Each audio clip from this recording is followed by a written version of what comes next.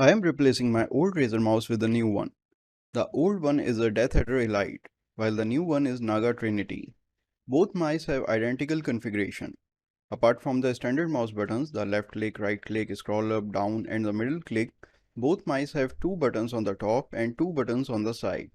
Except that in Naga Trinity, the side buttons can be switched to a 7 buttons module or a 12 buttons module. All three modules come with the mouse, and being magnetic they can snap in place and may be changed anytime, even during a game. If these modules were not switchable, I would have bought another two side button setup like the Death Adder, because I am in a habit to rest my thumb on the side and I was skeptical that the 12 buttons module would result in unwanted clicks whenever my thumb grips the mouse. Although the buttons in this module are mechanical buttons which are hard enough to be pressed accidentally, still if it doesn't work for me I can always switch to the other two modules which have thumb support. I'm used to the mice with elongated body, so when I first saw Naga which has a wider body, I wasn't sure that I would find it comfortable. However, on the contrary, this support for ring finger that makes the mouse look wide is more comfortable than my old mouse, where the ring finger used to be supportless.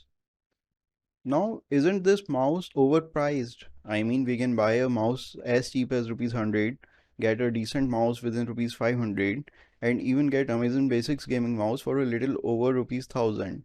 So does it make any sense to buy this mouse somewhere near rupees 8000? Some would argue that it has all the mechanical keys. True that. So does my keyboard. It has Cherry MX brown keys and there are 104 of them, yet my keyboard is cheaper than this mouse. Some would say that it has a good DPI range. That's true as well. The DPI range on both these mice is from 100 to 16,000.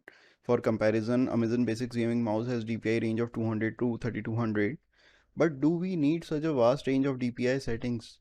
I have personally never used anything lower than 800 or higher than 2000. Maybe when color grading something in Photoshop's color wheel, the lower end of 100 or 200 DPI would help. However, I am not sure something as high as 16,000 DPI is needed. To be honest, I cannot justify its cost, but I can certainly justify its value. Its value lies in its software, Razer Synapse, where you may configure different colors or different effects for your mouse RGB chroma LEDs.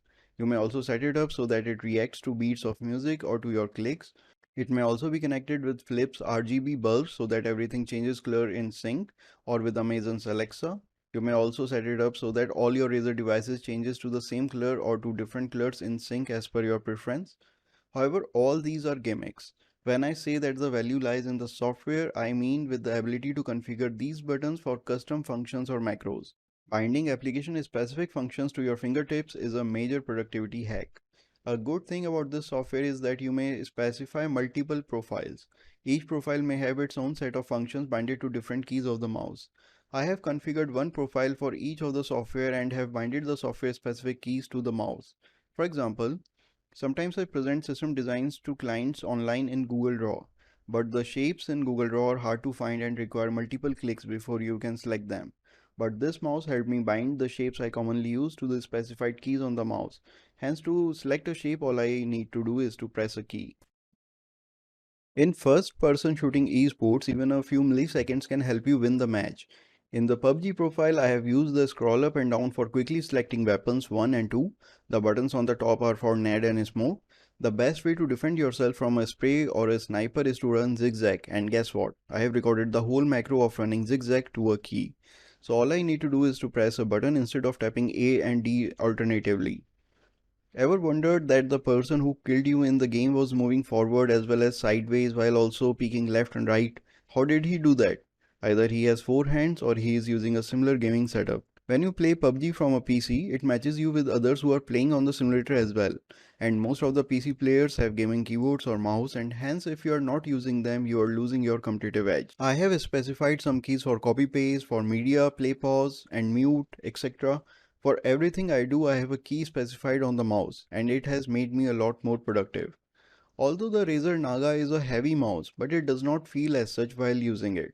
Generally, the cables of mice are made up of rubber, which used to get stuck here and there due to friction, thereby obstructing the mouse movement.